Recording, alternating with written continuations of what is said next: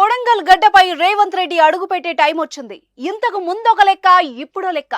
ముఖ్యమంత్రి హోదాలో మొట్టమొదటిసారి రేవంత్ రెడ్డి కొడంగల్ వెళ్తున్నారు. ఎక్కడి నుంచి అయితే ఎమ్మెల్యేగా ఎన్నికై ఇప్పుడు సీఎం స్థాయికి ఎదిగారో అదే కొడంగల్కు ముఖ్యమంత్రిగా వెళ్లేందుకు సిద్ధమయ్యారు. రేవంత్ రెడ్డి రాక కోసం కూడా నియోజకవర్గ ప్రజలు ఆసక్తిగా ఎదురుచూస్తున్నారు. సీఎంగా తన కొడంగల్లో రేవంత్ రెడ్డి అడుగుపెట్టే సమయం కోసం వేచి చూస్తున్నారు. ఫిబ్రవరి 5వ తేదీన వికారాబాద్ జిల్లాలో రేవంత్ రెడ్డి పర్యటించనున్నారు. గజం కేవలం 4,500 రూపాయలతో 165 గజాల భూమి కేవలం 8 లక్షలు మాత్రమే. కొడంగల్ నియోజకవర్గం పరిధిలో సుమారు 500 కోట్లతో చేపట్టనున్న వివిధ అభివృద్ధి పనులకు శంకుస్థాపనలు చేయనున్నారు రేవంత్ రెడ్డి.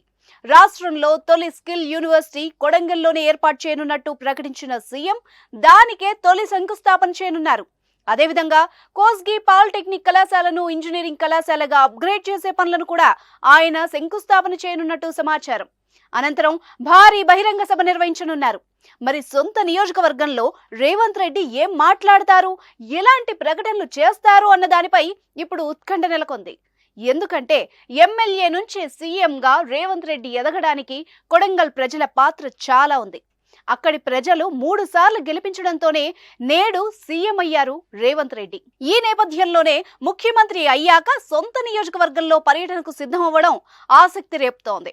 మరోవైపు అసెంబ్లీ ఎన్నికల్లో సత్తా చాటినట్టుగానే లోక్సభ ఎన్నికల ఫలితాల్లో పార్టీని విజయ తీరాలకు చేర్చాలని రేవంత్ భావిస్తున్నారు.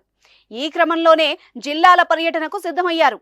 కొడంగల్ పర్యటనకు ముందు ఫిబ్రవరి 2న ఆదిలాబాద్ జిల్లా ఇంద్రవెల్లిలో పర్యటించనున్నారు రేవంత్ రెడ్డి.